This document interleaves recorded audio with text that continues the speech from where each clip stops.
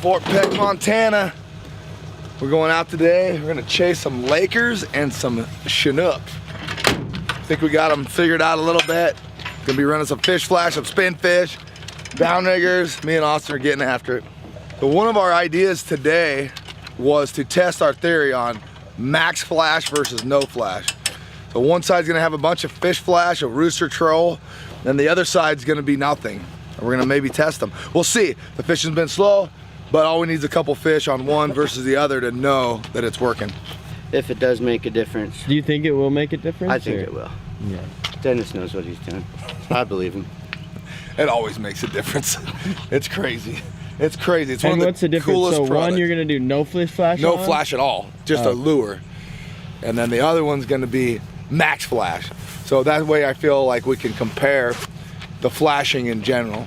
So if we have like 2 flash and 1 flash, it's pretty hard to tell. But if there's no flash and lots of flash, and one gets bit 2 or 3 times more than the other one, I mean, that's a pretty good indicator. Pretty good indicator.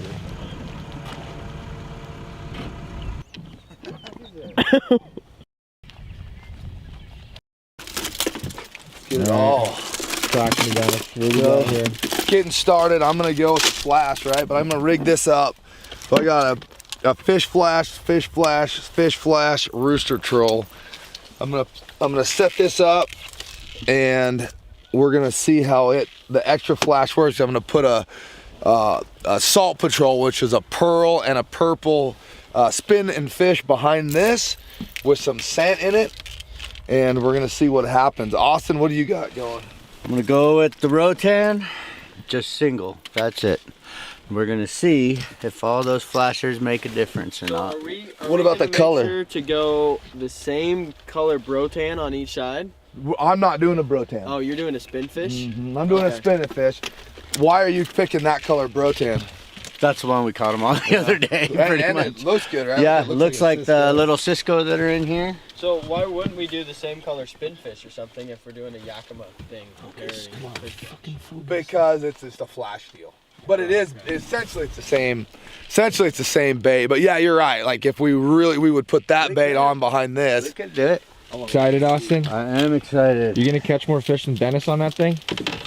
I don't know. I'm interested to see. This was the idea we had last night when we were reading through some of the comments on the. My take is. Yeah, what's the cameraman's take? What's my take is the fish flash is like the full spread. It's like that charcuterie board. It's the appetizer before the main dish in the back, all right? Now, sometimes fish like to get just hungry right away. They like to dive right into that duck ravioli. Me, personally, I'm an appetizer man, okay? I like to be teased with a little chips, a little salsa, a little spin fish flasher action. So that's why I'm thinking the flasher is probably gonna take the win. Dennis, do you like charcuterie boards? If it has spinfish on it. A bunch of flash, which is the fish flash down to a rooster troll, and then a spinfish, and then the other side we're going just a lure, no flash at all, and see what works better. Okay. Because of all you fucking haters out there. All right, so which side has which? Flash, no flash.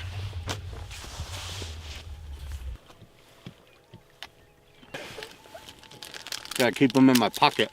On my bulk up. I'm on my bulk up. On my bulk up. It's bulking season here that's in what it Fort is. Bulking Peck. season. Oh yeah, a little dog hair in my peanut butter. The crunchiest of crunchy. Yeah, grab this one, Austin. Way inside on the Brotan. Did you tell when moved up shallow with the overcast? Overcast this morning, a pretty good chop on the water. We thought, well, maybe it's worth it. Let's go in shallow and give it a try, and put our planer boards out again, and maybe come up with a big laker or a walleye. Who knows? Here, there's just lots of different big fish.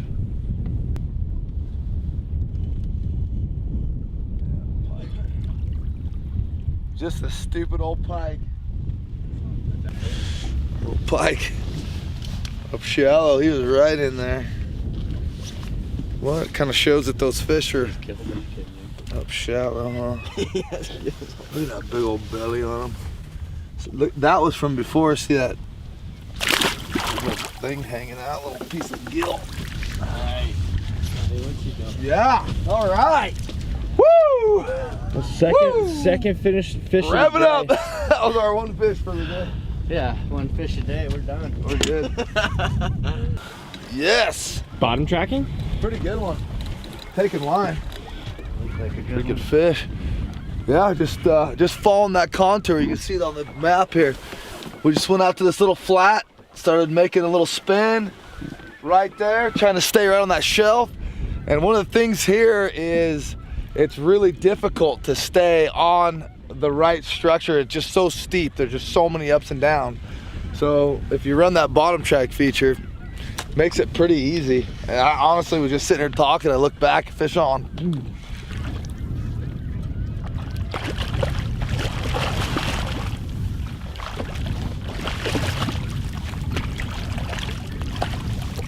Yeah, there you go. Nice catch. Oh, you got some on you. Watch my thing, I don't want to get him. Boom! That didn't take long. It was just a few didn't. minutes. Hey, Grab him out of there. you want me to grab him? Slipping out of there. Oh, I'm so sorry.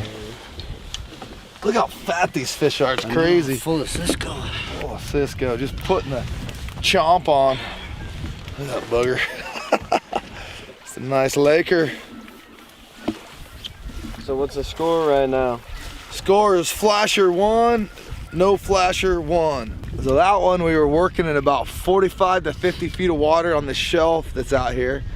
And that was on the Salt Patrol. That was the one that worked for me the other day. So gonna call it a wrap. You know, we're kind of just having some fun with the flash versus the no flash today.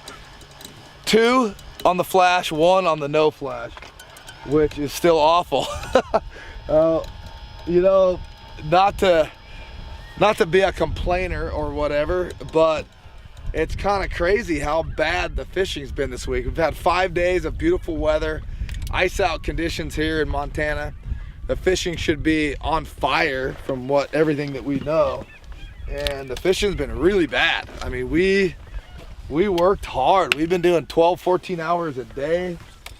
You know, for walleye, we looked for pike, bass, Lakers. We had some decent lake trout fishing, but you know, Austin caught a giant pike or a giant walleye the first day.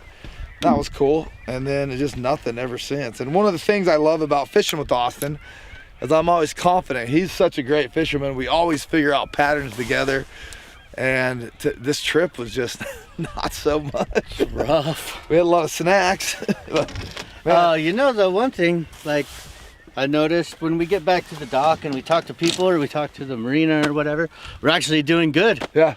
We're actually having a pretty good day compared to everybody else. You know, there's guys that aren't getting nothing, and at least we're getting some big fish out of it. So caught a few big fish, which is cool. But yeah, that's one of a positive thing to talk about, that we've done better than most everybody we talk to as far as big fish goes, which is cool, but not what it should be still at this point. But anyway, still makes for a long, long day. yeah, 12 hours for one decent fish every 2 days is a little rough, but you know what? It's always fun hanging out with my boys and filming some cool shows to show you guys out there, and you know, just being honest with everybody, showing everybody what the reality of the fishing is. And it's always good, but you know what?